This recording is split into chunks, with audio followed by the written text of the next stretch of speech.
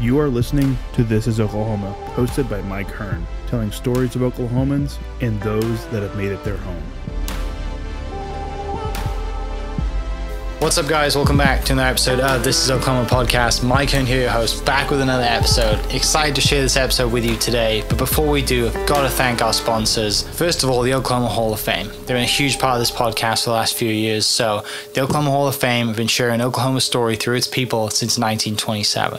For more information on the Oklahoma Hall of Fame, go to www.oklahomahof.com.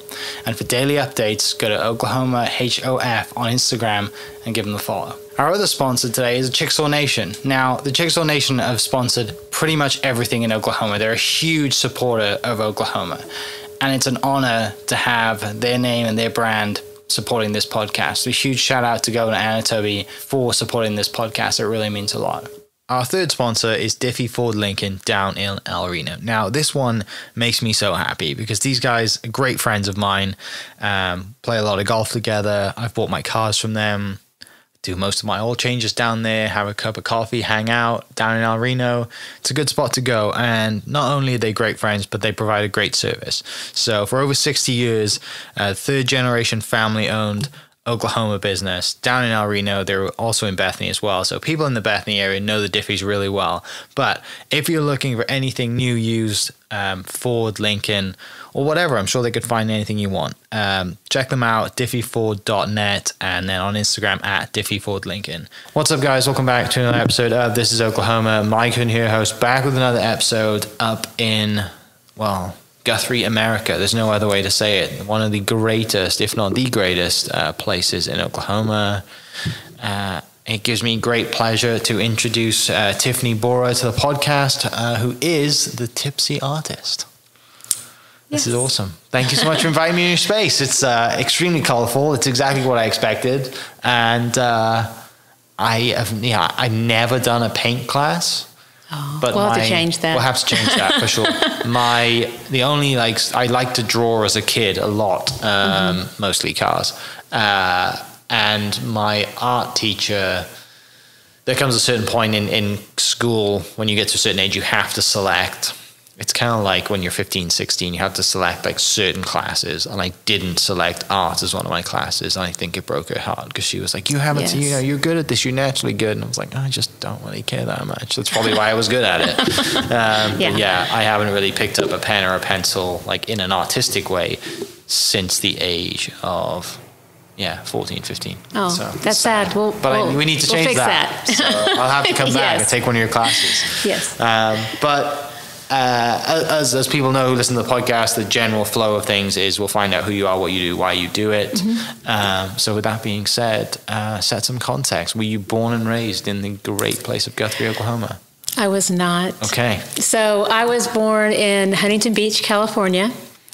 And then my mean and cruel parents swept me away to Midland, Texas, which I characterize it as the armpit of the world. Of all the places to go from Huntington Beach, you went to Midland, Texas. It was very sad. Yeah. Where I was, escaping tumbleweeds coming at me, high speeds during the day. So raised in the West Texas area, went to Texas Tech University, and then spent some time in the Dallas area for a while.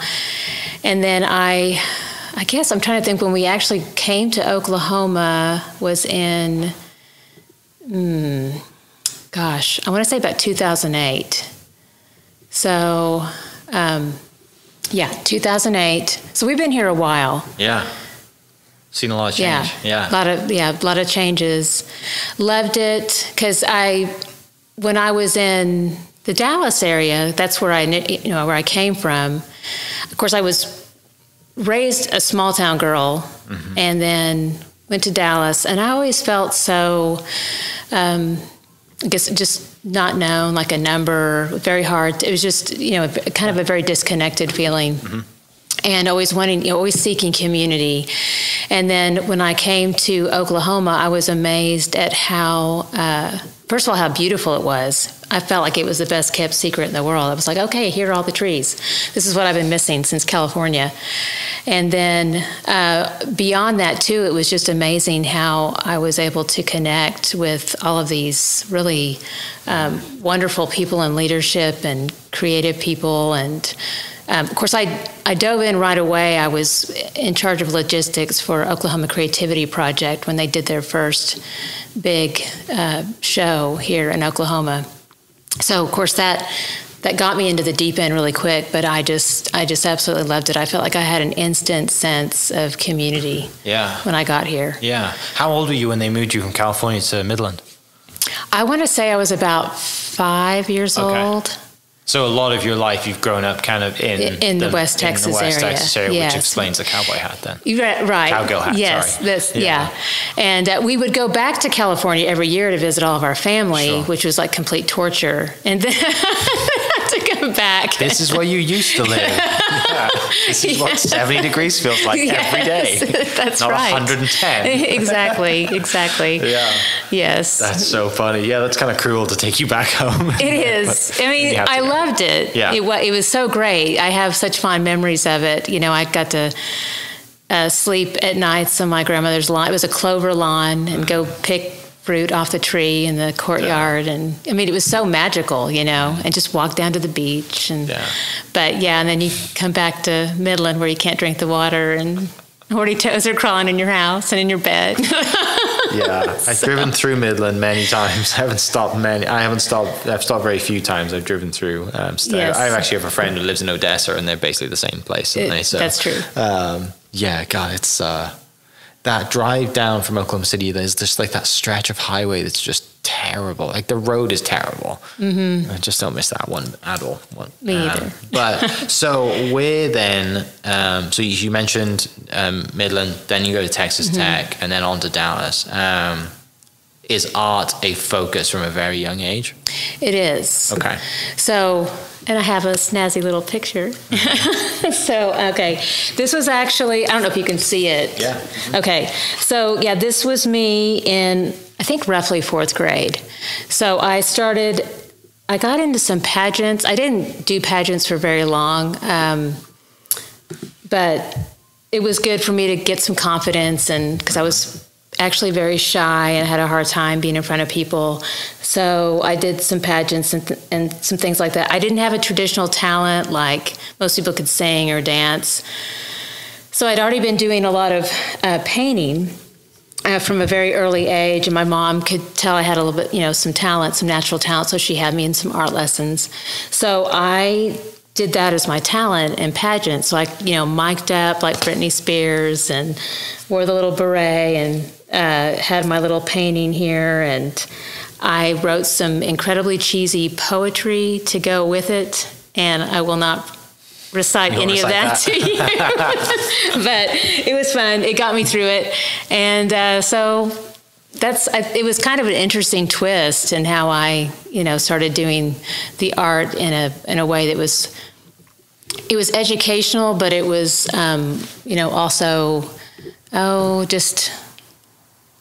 a little bit more lively, I guess, than a typical setting. And then I was very committed to that too. And I remember being in college, and I did major in art. My major is actually painting. My minor is drawing. And I remember being very disappointed in the setting for the art school. It was, strangely enough, the walls were all blank, and it was very sterile. It felt like I was in a crazy, dark, kind of insane asylum hospital that you would see in crazy movies. I mean, it was just really, for lack of a better word, just ugly and disenchanting. And I just remember thinking, gosh, if I have an art school, mine's going to be crazy fun and beautiful and lively and expressive. And, I wanted color and fun, and I want us to have a good time and listen to great music and enjoy ourselves. And so that's kind of, that was more of what, created, the idea to have fun with it. Yeah. Well, and a lot of artists in general, just like to be in their space, and they paint and they express themselves through their art, right? But you have found an energy and tapped into something that you express yourself by effectively performing to a crowd and helping that crowd paint. And that's something totally different too, right? Like it's mixing, like I said, your pageant side, kind of whatever it is that made you want to do pageants and be comfortable standing in front of people as a young kid. Right. Yeah. Which is, I mean, that takes a lot to do, right? Because no one likes public speaking. It definitely took some time. The pageants helped a little bit, and I wasn't a huge fan of the pageant industry, if you will, but I do think it was a good learning experience for me to get into it and to be in front of people, and it made me walk out in front of people and talk in front of people and that kind of thing. And then I did do a public speaking class in college, and that helped as well. And then what really helped was, really just getting into it and doing it here. But then my husband had a show on PBS many years ago, and that really forced me to constantly be in front of the camera and just be myself. And so that was just hours and hours in front of the camera and having to do it. And I remember asking somebody who was a little bit more seasoned than me at the time, what do you do? And they just said, just keep on doing it. Just keep on. And I had some horrible moments in the beginning. So we did a live news thing in Oklahoma. I don't remember which station it was, and that's okay. I don't want to really bring it back up for anybody to come see. But I froze. I just froze. Oh. And thank goodness my husband was there to rescue me. Yeah. And he had already been in the public eye a little bit longer than me, and he was a little bit more comfortable. Yeah. So it was all good. But yeah, I was so thankful. And I think I just just looked like that deer caught in headlights, just I was worthless the rest of the show. So, it was just like one of those things you see in the movies where somebody just freezes. I mean, it's just exactly like that. Just terrible. Yeah. Well, but you're right though. And I noticed it with the podcast too. I don't go back and listen to my early ones, but the reps make it so you're just comfortable now, right? Yeah. It's just repetition, and you get more. You just get better at it, and the fear is always there. The awkwardness in your head, the butterflies, whatever it is, it's always there. It's never going to go away. Yeah. But it's just how you deal with it. And once you get going, you're like, oh yeah, this is fine. This is normal. I'm just kind of, doing my thing on stage, or to 10 people or to 1,000 people. It doesn't matter. Yes. Right. Because it's the same process. Mm-hmm. So, and you're still on stage mic'd up somewhere, right? Sometimes it might even be more nerve wracking if you've only got 5 people staring at you rather than 50 people staring at you. Yeah, that's a good point. Well, I'm much more, I don't know what it is, the adrenaline or something, but I do better in a larger crowd than I do if it's a really small crowd.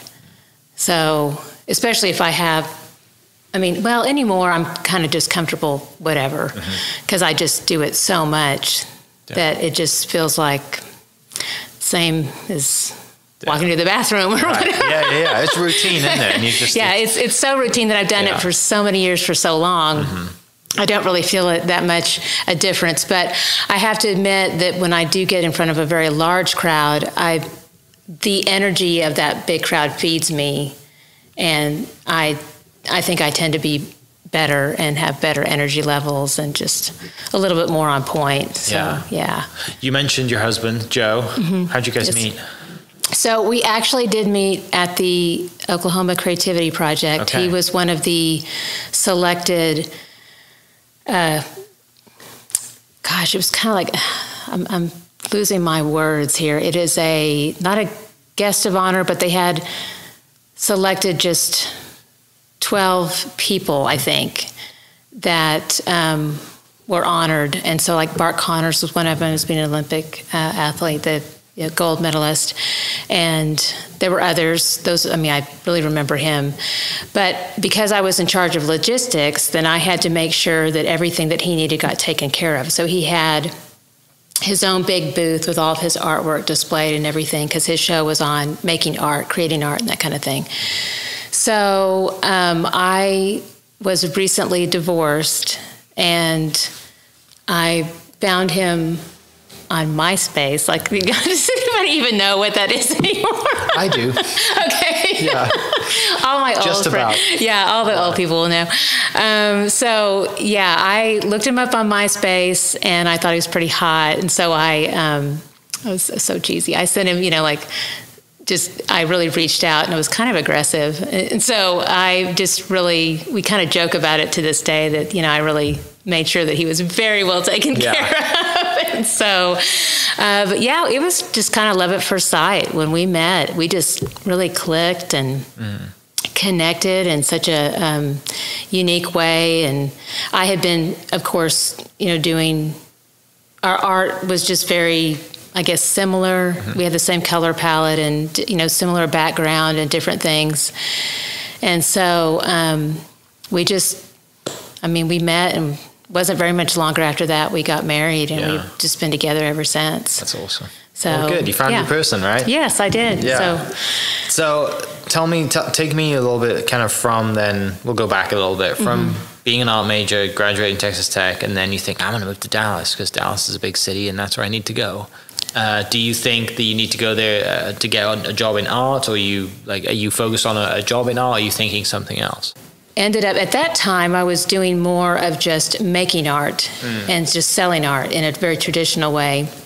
I had been a school teacher, a kindergarten teacher, but I had not really combined the two. Yeah. So, because I was, I don't know if I just said this, but I was a kindergarten teacher, so I wasn't really just specifically art.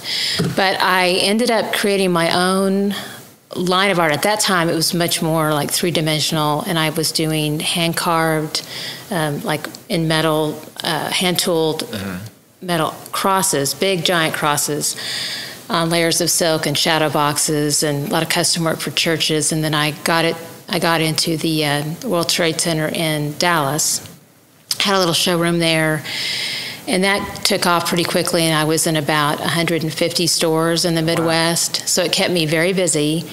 And then I had 2 little kidlets running around, and so I just worked. I loved it because I just worked from my home, and then I could just put baby gates up and kind of work and keep them corralled, and just ship out orders to all the stores and stuff. So I did that for a long time, and then it started to evolve a little bit. Well, I got copied pretty quickly. And I remember at the time my mentor said, "You're going to have to figure out how to do this in resin, because it's just a matter of time before they're going to take what at the time was very unique and could not be replicated, and they're going to replicate it. So if you don't figure out how to do that, somebody else is going to." Yeah.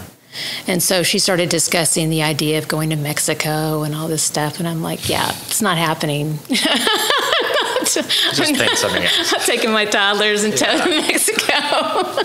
And so I just watched it happen, and saw, all my designs, and met the guy that he said, "Yeah, I saw your stuff at the showroom," and we took pictures, and so I'm just letting you know, that's how it works, And I said, "Well, thank you for being so honest." Right. And so that was just, a big lesson. But it's just that thing where I just said, when the time is right, I'm going to get back into it my own way and make a difference. And sure enough, that's happened. But I was actually really, my hands were so sore all the time. I always had cuts, from working with sharp metal, and I felt like if I continued on for too long, I would have had serious arthritis at a young age. So I was actually really glad to get into the painting part. And I wanted something anyway that was really quick turnover. And so I started actually doing more when my kids were little. It started to evolve then, where I started actually just kind of getting together with all the other moms, and we would have craft and cocktails, and So, and then that kind of gradually evolved into the Tipsy artist thing. Okay. So, everything happens for a reason. Right. And, I look back and I think I have some, education that I did, a lot of those courses that I did in college. And I remember one of my professors, he really wanted me to actually major in education. And he said, well, and I said, oh, I don't know. I don't know why at the time I didn't just full on major in it specifically. And he said, you're going to end up being a teacher. You can't run from this. And then sure enough, like I was right back in it, having to do that as a kindergarten teacher. And then now, even years later, having, I do it now with teaching art, So I definitely needed that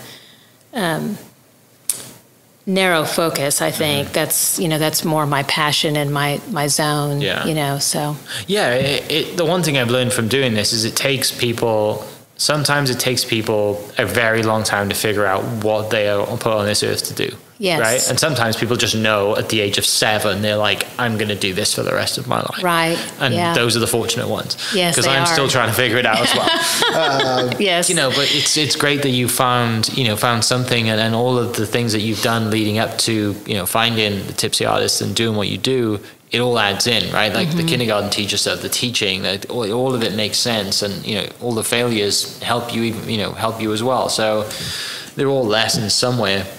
Where I'm interested in before we dive into the Tipsy artist stuff, where does the just passion, love, drive of like wanting to teach come from? Gosh, I have an extreme fascination with. I've always been very service oriented, but I also have an extreme fascination with the learning part of it. So, for example, my husband is a very talented artist, but he is very impatient with the person who is learning. He does not want to stop what he is doing and take the time to explain it to them. And he gets a little grumpy and typical artist, actually. It's the temperamental artist. And but I, on the other hand, have always been, when I engage with a student and they are struggling with something, I'm just completely fascinated by it, and I want to have a conversation about it. So I want to understand what their block is and how we can overcome it and the method, and I just eat it up. And so it's the patience with that process is more of a natural hunger to learn how to overcome and make it very pleasurable too. That's another part of it. Because initially I was going to actually major in art therapy, and they didn't have any programs in my area. And so I ended up just doing art, but art therapy was more of my true focus when I first started. And then I ended up coming back to that too, but not necessarily in the sense of just breaking it down to assess people and their mental health, or not in just that way, even though I do feel like it is very helpful for mental health. But I love the idea of the learning process being very pleasurable. So on one hand, I'm certainly not just a teacher who teaches for the sake of to create something that I'm trying to think what I'm trying to say. So there's a guy next door who's a great sculptor, and he's pretty strict, and he gets a little frustrated by people who take shortcuts to learn, for example. Sure. He is very, if you were to take a class from him, it would be very different than me. So he is very strict with, you are going to be disciplined and you're going to take all these necessary steps to learn, and they're going to be hard, and you're not even necessarily going to have a good time. And I even remember those steps when I was in college. Like, we had to draw many things that they would turn everything upside down and make you draw so that it would teach you how to see. And while I really value those lessons, and I think they are really important for people who really do need to master the craft, for those who are coming in for something quick and fast, and they want it to be really fun, and they are trying to have a release, and they want to just let go and have a good time, the goals have to shift a little bit. So while I do maintain a certain level of instruction, there's always constant step by step. I have a lot of cheating methods in place to help people have pleasure during the process. And if things get too difficult, then it's no fun and people get frustrated, and that's not part of what we're trying to do here in 2 to 3 hours. So certainly if people keep coming back again and again and again, then they can, have more of a one-on-one conversation with me, or they can even take a private lesson. It can be a lot different. But in terms of the 2 to 3 hour class where they come in, we're going to have templates that you trace, and we're going to have Sharpies that you can cheat with for line work. And I mean, we have all these little fun tools. It's more about the experience than the process of becoming a sculptor and artist. Because I'm sure the guy next door is probably mad at people who cut corners because they probably don't respect the craft. Exactly. Right? Whereas you're a totally different vibe. It's like, for the people coming in here, it's not so much about the painting they're walking away with. It's about having an absolute blast. Right. Right? Yes. Makes a lot of sense. I hope they feel that way. I feel like they should have that attitude more than they sometimes do. But yes, that's true. Yeah, they don't come in here and think they're Van Gogh in 30 minutes. That's correct. Yes. But they can look like him through tracing and little tricks, right? That's true. And hang something that they're proud of in their office, front room, living room, whatever it is, rather than going out spending, going to Target and spending $200 on a painting that just is in 1,000 homes or whatever it is, right? Yes. Like and then the memory every time they look at that. Yes, that's correct. Yeah, it's they can go, well, at least we had a good time. Yeah, exactly. At the very least. At the very least, yeah. And if not, we drank great wine and had a good time with our friends, right? Yes, or with colleagues, or whoever it is that you guys sit next to. Like it's just a great way to, like, going back to kind of art therapy and a great way to just release and forget about the rest of the world and your phone and the family and kids or whatever's going on at the moment. Like, just, you got a painting in front of you, or you got a canvas in front of you. Like, zone out. Yeah. Have some fun. Yeah. How long are your classes? So they are 2.5 to 3 hours. Okay. Typically. That's the normal class. So it just kind of depends on the artist and how fast they go. And if they do bring in, I generally recommend 12 and up, but it does seem that if they are younger, I don't know what it is, and that it just seems like the younger ones tend to, they just whip through. Like, sometimes they'll be done in 45 minutes. So. And then you're babysitting. Yeah. So someone is. I always tell them, well, it's funny, we, depending on the child, if they can, sometimes they'll just sit and do their phone or whatever afterwards. And I kind of really hate to see that. So we usually have I have backup artistic crafts and things on the side here in this studio, so that, that boredom will not be tolerated. Right. Yeah. Like, we will continue to be creative. You will have a paintbrush in front of you. Yeah. I have other things for them to do. So even if I have to bring in another canvas, like, we're going to get them busy and keep on creating. So So just circling back a little bit to when you said kind of like the way the Tipsy artist was born, you kind of naturally came back around to it with friends, and then like you said, you ended up doing it with a bunch of people. What time is that? And then also, how do you feel that you have unlocked something and that you can give it everything you have? Obviously, you've got the full support of Joe to do this. So how, take us through that process as well of like, wow, I'm going to start a new business, and I'm going to give it everything I have, and I feel like I found my calling now. So a lot of it really happened after Joe and I got together, which would have been like about 2008 going forward, because I really got into the DIY movement, if you will. That's actually when it started to become so explosive online. And so that helped a lot. And then he had so many strengths that really complemented mine, where I was certainly a talented painter, for example, but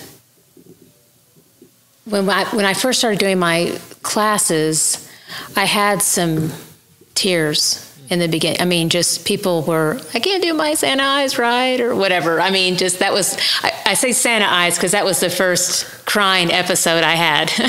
So, and I really thought I had done a great job of making it easy. I made him smiling. So I said, oh, you just have to do parentheses. And it just didn't really matter how I talked her through it. She just struggled and couldn't quite, manifest the goal. And so, you know what, I kept, encountering, not necessarily with tears every time, but I kept encountering how it was so challenging to almost do a drawing lesson and then a painting lesson. And then people are just kind of worn out too. So you have to fit it all into that time frame. So I said, you know what, I'm going to start making templates because if we can just have one really nice, iconic shape to where no matter what else happens, at least somebody says, I don't know what's going on here, but I know it's a cowboy boot, or something. Right. At least you've got that one strong shape where they can draw around it. And there's just a lot that can go right or wrong, but they're still going to have a great experience and still be able to look back and have at least one recognizable shape.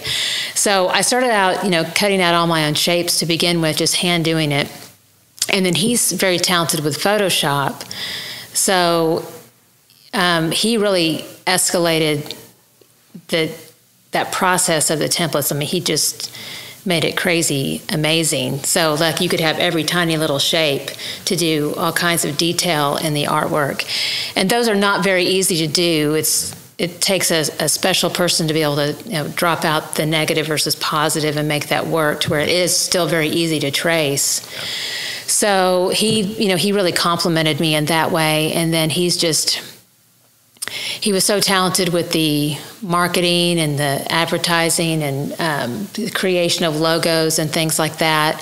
So we just really made a great team. He taught me a lot. He used to be the creative director for Laurel Birch and Precious Moments. I mean, some big companies he really worked for. So he had a lot of knowledge with all of that. So basically, I could just go crazy with my dreams and big ideas, and he just really made everything come to life, with systems, organized, systems in place.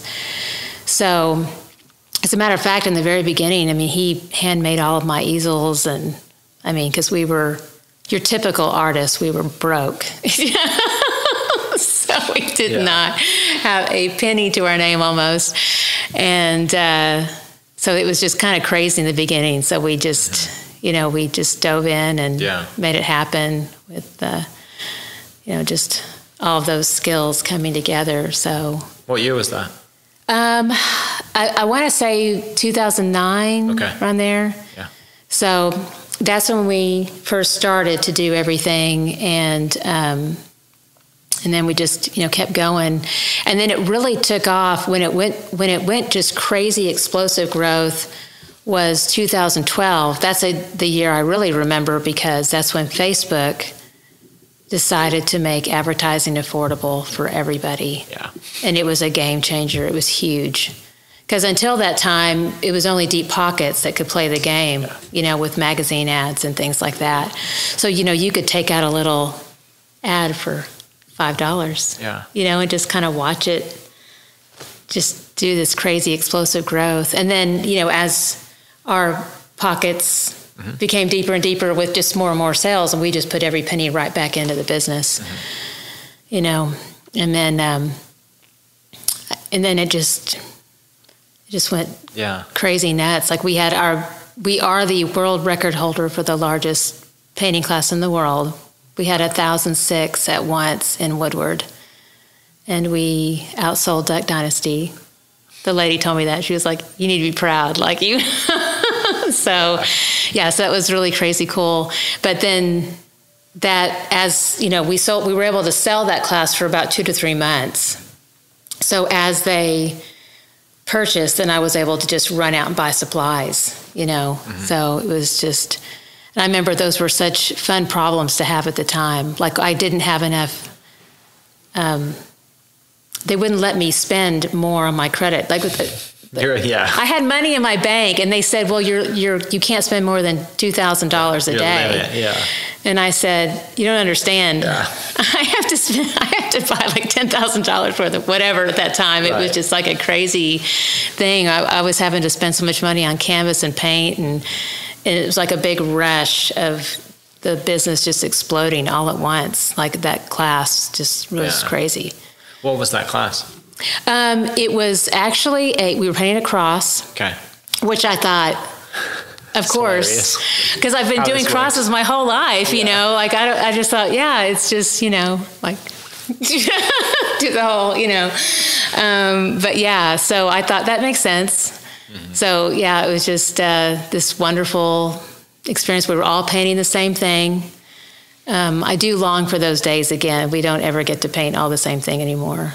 My ladies are, well, there's a few men. I say a lot of ladies and a few smart men that go to my classes. So, but it is mostly ladies. But yeah, they like options now. So when I go out and do a class, they like to have about, you know, 4 or 5 different paintings to choose from, and so I've had to really up my game too. So I have to teach 4 or 5 different paintings all at once.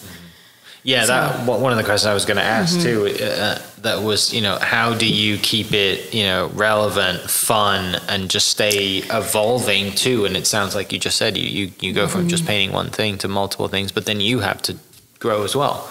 I do. I actually grew a lot during the pandemic. I mean, I had a lot of growth through this entire journey, but I think up until the pandemic, I was doing what was typically, and when actually through the pandemic, I did what I always called coloring book painting, where I kept it extremely simple, and that was really the only thing. I did do complex work in the beginning, and it would never. Well, I would show it, and it would never sell, and so I would see it in the comments. That looks hard. I don't, you know, and it just there was no sales. Yeah. So I had to back off of my typical approach and simplify everything to just really kind of what would appear crude to most, just black outlines and flat, solid color within a shape. And especially when people didn't understand the process and they didn't know there was a template that was going to be at the class, there wasn't the trust, they would have to see it that simple in order to make them believe that they could actually do it. So I did do that style for a really long time, just that very simple style. And then during the pandemic, I had a chance to just get back into my own personal artwork again. And I felt like I was going back and actually brushing up and honing my own skills and painting with some of, you know, the God-given talent that I had really actually kind of suppressed for a long time and not had an opportunity to play with for a long time. So I'd just been so busy, I had to just stick to what I had to do to sell. So I had a beautiful opportunity to come back and create my own work again. And then, so I've been gradually introducing that since that time, slowly. And for the most part, you know, I'll sell it as just my own personal artwork again, just like I would have done like back in the old days. Yeah. So I'm doing that again. Since we have to diversify, there's so much diversification that has to happen, you know, in order to, you can't just teach. I mean, I have to teach, and then I have to sell my art, and then I have to have online classes, and then I have to have painting kits, and then I have to have a B&B business, and then so I have a lot of different things going on. Yeah. But what's been interesting is, as my students have been with me over all these years, they are starting to take more challenging risks with me in the classroom setting now too. So I've been gradually introducing like palette knife painting to them. So it helps me too, so that we don't all get stagnant. Yeah. You know, we can learn new things. So we've been just, a lot of it is trends. I mean, everybody has to identify trends. That's the main reason, or the main way that we keep it fresh. There's just that simple, you know, like right now, the Highland cow is the cash cow, you know.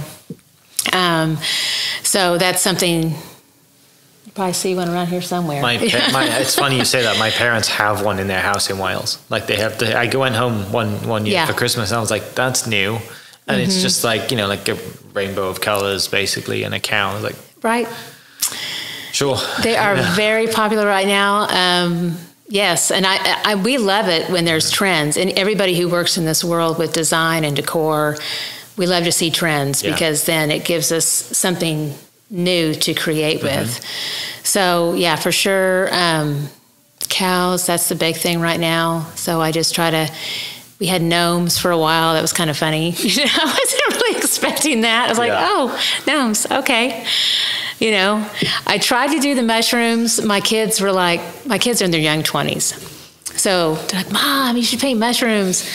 And so I tried, but that didn't go over so well. Probably because my demographic's a little bit older. So like mushrooms, Tipsy, what are you talking about? Like a mushroom. Yeah. So I don't know. Well, we may have to let some of my ladies catch up a little bit. They have to get caught up to speed with the new trends and stuff. So I mean, back to that though, that with the fact that you have done this for so long now, but you have a loyal fan base and you can see them grow, right? And you build a relationship with those ladies that come back and they're learning and they're evolving. It's not, it's not just them coming in with their mates, having a drink of wine and painting something, right? Like you're really helping them progress too. Yes. It's a real hobby for them rather than just like a once a year with the girls at work where you're going to go and drink wine and paint, Yeah, definitely. Which is really nice. Yeah, it is. Yeah, a lot of people that come back and constantly do it over and over and over again, and I can definitely see them progress and grow and try new things.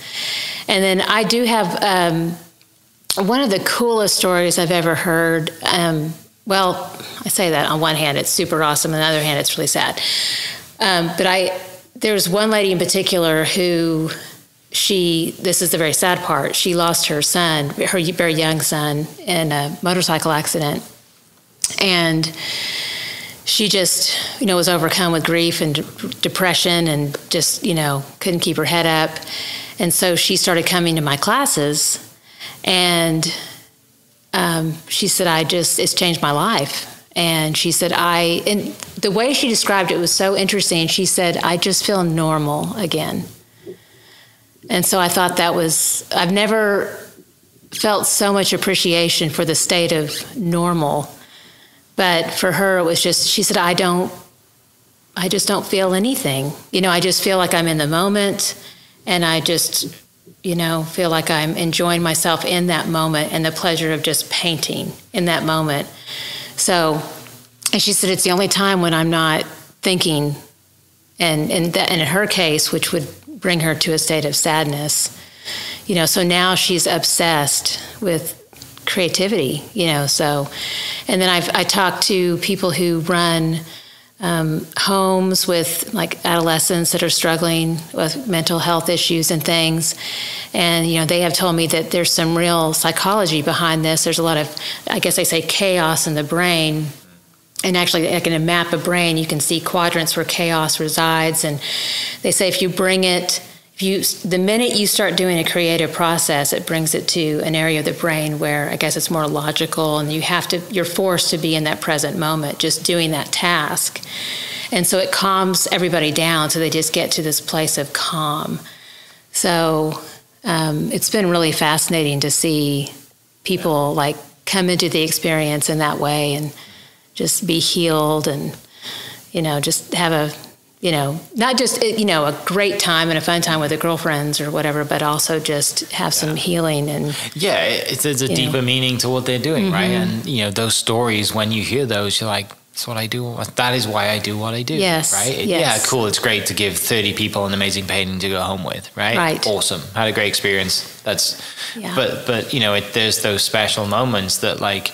because I'm sure there comes a point where that becomes routine for you, right? And you're like, I have to change it up because I am losing my mind a little bit, right? Like I've got to change it up. And then someone comes in and tells you that story and you're like, oh no, I'm doing the right thing here. Yes. It's really good. Because I think just as human beings, we're always looking for the new shiny thing or something to do new, or feel like we need to raise our game because we're looking at Instagram or social media and, everyone's doing better than we are. It looks like they are anyway.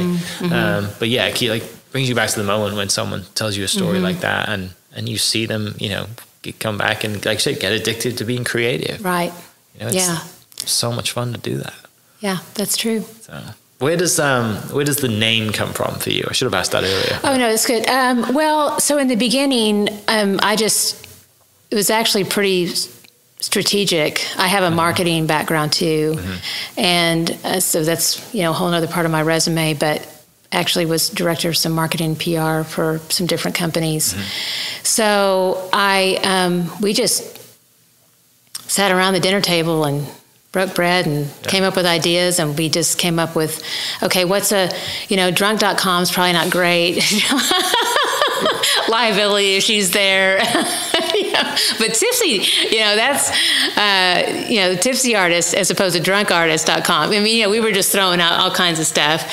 And so we fell in love with it because it was just fun and meant moderation. And also, you don't really want something that specifically says alcohol, because in the world of advertising, like on Facebook, for example, it can just shut down an ad, or set it into, it just gets blocked and stuff like that, So you don't even really want the word wine in there. So it was just kind of a really fun, clever way to represent what we do, and in a fun way that just kind of says what it is we do.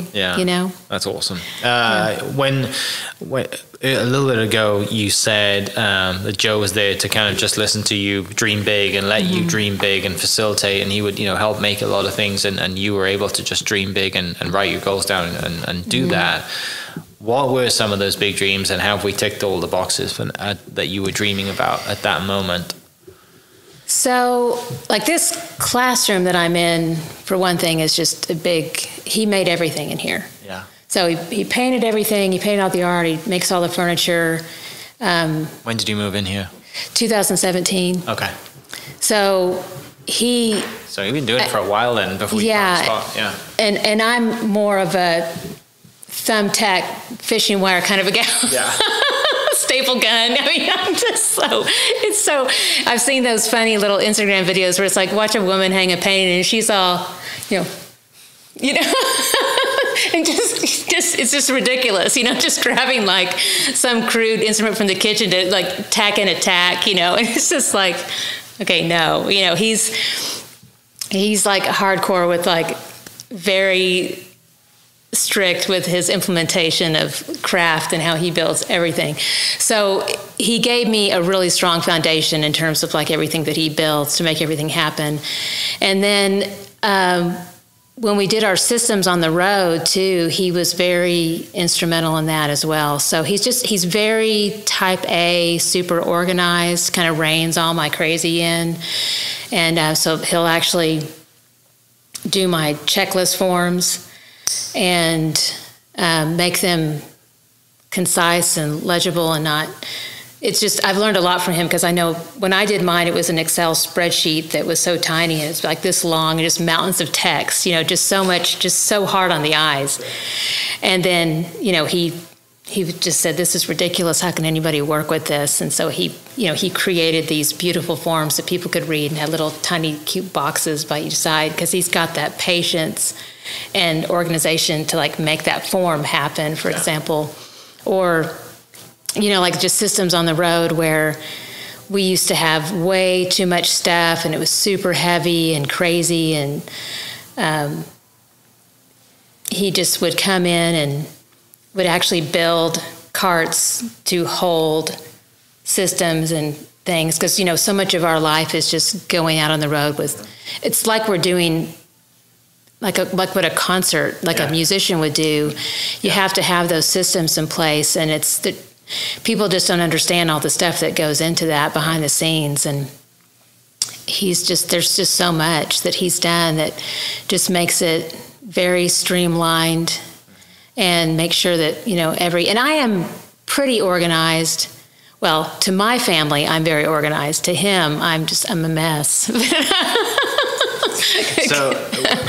So were the dreams then to do it, take it on the road and have a road, like the road show type, we're going on to new conventions, we're going to do shows and get it to. Well, that's funny. You just wanted to travel? You want to set a base? That was almost one of those dreams that sort of revealed itself to me. It's funny how you have visions. I remember, because I'm really into, like manifesting and having a dream and journaling, and I'm into all that stuff. But what was funny was all I saw in my head, I could see myself dancing and painting and being in front of a giant crowd. That's all I could really see. And at the time, it's funny. I was so silly, but I think I was, partying a lot with midlife crisis at the time. So I was just like, am I going to be in a nightclub painting? I mean, I had no idea. Like, it just really hadn't all come together. And then when I was finally like in that moment where I'm looking out at all these, like 1,000 ladies, and I do have my music on and I'm dancing and I'm painting, but I'm just like, this is so much better than what I had ever imagined. But I didn't really set out thinking that exact thing, but it ended up being like God blessed me more than I ever imagined. Like that was just so much cooler. So I think as it just, we definitely started out, but I had no idea it could get that big. I didn't know that was possible. Until all those sales came in, and we just filled the place up, like to capacity. I didn't really know. So. And then it just kept happening, and it still happens. We don't do 1,000 anymore. We still average, about 200, 150 to 200, so, which is crazy. I didn't think it was going to come back after the pandemic. I thought people would be scared to come back. That was a big shock to me, too. I was kind of ready to just constantly do painting kits from here on and just do really small classes. And that's what I was prepared for. And then when everybody was so cooped up for so long, and then two things happened. The gas prices went down. They all happened almost at the same time. The gas prices went down substantially, and then CDC all of a sudden just obliterated all the regulations. They just like life's back to normal now. Disappeared. Yeah. So then everybody just kind of went nuts and said, oh my gosh, we can't wait to get out again. So I kind of just tiptoed back out there again and, contacted some of my old venues and said, hey, you want to give it a go? Like, we'll just see what happens, Yeah. And the first class I needed was like a little over 200, and I was just like, this is back. Lovely. I'm back. I felt like Sally Fields, like, you love me. You really love me. Yeah, looking back, if someone would have told you you're going to set a world record in Woodward, Oklahoma for painting with 1,000 women, it'd have been like, you are drunk. I had no idea. Because the typical way it was always done was small, intimate painting classes. And like 20, 25 people. Right. Yeah. And then we actually we were over in another building over here, and we started selling out every single class with 50. And I was like, wow, this is crazy. And then we moved into a bigger building, and we started selling out for 100. And then we started traveling and getting casinos, and the casinos loved it because, well, if you're familiar with how they just want, how can we get people in the door? Yeah, it's like they're giving away free ice cream. Yes, and they offer it as a service for people to get in the door, or a couple, the wife's going to go paint, the husband's going to go gamble, whatever it is. Like, it's just another, it's like a spa day, right? It's that equivalent of like, okay, the girls go to a show and the husband, whatever it is, right? Like that's for you, that's probably best too, because they pay you directly, right? Rather than, I assume that works. Or do they sell like individual spots as well? Yeah, so basically what we do is we do like a venue partner program. Gotcha. And so they just let me come into the space. Okay. And then I just take all the class registrations to my website. Yeah. And then they get all the food, drinks, which is where they really make their money, and right? gambling. Well, and gambling too. Yeah. It's a lot of food and drink too. Like, people probably don't think about, you talk about all the product of painting. Mm-hmm. That's a lot of food and drink as well. For that many people. Like, you talk about logistics, and not many people want to host 200, 300, 400, 1,000 people with food and drink, and let alone put painting product and stuff in front of them as well. Like, it's a huge deal. Yeah, the right venue, it's a really good fit for us. Like, we do really well. Casinos love it. Hotels usually love it if they have a bar on site, because they're dead during the week and their bar is just staffed anyway, and they're kind of doing this. And so they're going to be open anyway, so they might as well just have a lot of people come in. And so, it's for the right venue, it's a really good mutual win-win there. Yeah. Finishing up, let's talk about this amazing town we're in. When did, I guess, you first walk through the red bricks? Like, when did you first walk over the red bricks and see the town of Guthrie? That was actually in my early 20s. Okay. So my mom actually moved to Oklahoma first before I did. She was more the pioneer there. And I just remember Granny had one, I think was a restaurant back then. If you're really an old timer, you'll know. Granny had one. Is still, it's Ben Coffin. He's a dear friend of mine. Now he just does catering. He's out on a farm. So he's kind of shifted gears a little bit. Yeah. But back then they had big restaurant, in fact, just a couple of doors down. And the shops, it was just lively. It was Victorian Walk. And so that was my first time. And then I think I came back again another weekend. And I just remember walking through and just being so enchanted with the city and seeing all the old buildings. And I've always had this dream of living in a historic loft ever since I was very young, early 20s for sure. I was doing all those scrapbooks and I would make my little visions for what I wanted in life. And it was always a historic loft. I just loved it. I just kind of always knew I was going to be in some place really old and charming like that. And then we moved out here. It was, I think it was 2012. So it was almost a simultaneous, maybe 2011, when the big growth happened. So yeah, I was actually directing a gallery here in town, and then I could, bring in art shows, and then I could also do my classes in there, and it just kind of started to take off like crazy. So you've been living in Guthrie just over 10 years then? Yes. Yeah. Yes. Yeah. One of the things that kind of stuck out earlier on, what you talked about was that, you said community in Oklahoma, you felt like was, much more of a community than the bigger cities that you're in, Dallas and stuff like that. Guthrie, I think, is just the epitome of that too, right? Like, it's, you think about Hetty, we talked earlier. Right. Like, we both know Hetty, and like, he is the most community-driven person I know. He is. Yeah, it's such a cool place. There are lots of characters here, and I really love that. It almost feels theme parkish sometimes, because I will walk around like this, and and sometimes I'm even more wild. I'll have like a much more full-on cowgirl regalia on and just kind of crazy. And then there's another guy that I think he has, bless his heart, he has passed away, but he used to wear a top hat and he would whistle everywhere he went with a cane.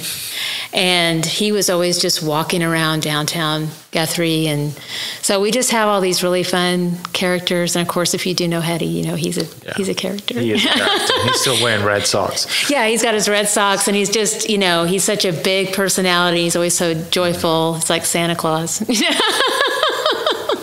is like Santa Claus. That's brilliant. He is.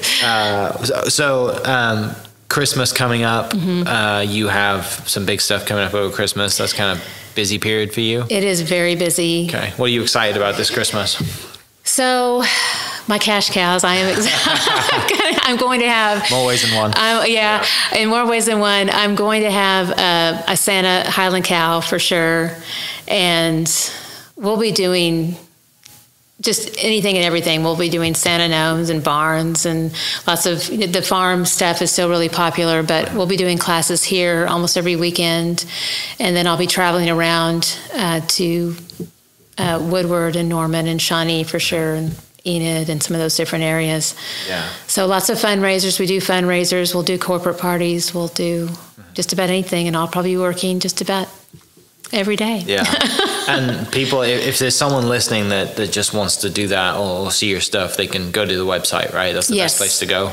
tipsyartist.com. Okay. And then I'll put the link to that in the description, as well as like their Instagram page, because you do a very good job of posting Instagram content. Thank you. It's a joy to see people who take Instagram seriously and really use it for their business, and you definitely do. Oh, well, thank you. I it's try. Good to see that. Tiffany, it's been an absolute pleasure. Thank you so much for sharing some stories. Thank you for inviting me in your wonderful space. I need to schedule a class and bring my wife up. Yes, you do. Here. We'll make sure. I'll give you some gift certificates. I appreciate that. We'll have to do that. I will not paint a cow. I'll paint something else. options. Yes, we have other options. Other options.